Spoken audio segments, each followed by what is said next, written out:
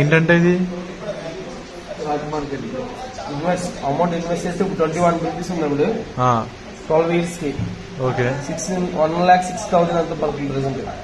50,000 కి అంత amount pay చేసిన తర్వాత 51 రూపీస్ కి 15,24,6,000 అంత పడుతుంది. ఓకే బా మ్యూచువల్ ఫండ్స్ ఇగో కొట్టకపోతే ఇన్వెస్ట్ చేసుకోవచ్చు.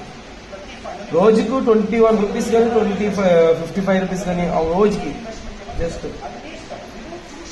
మీరు చూస్ చేసుకోవచ్చు. దేంట్లో ఇన్వెస్ట్ చేసుకోవచ్చు.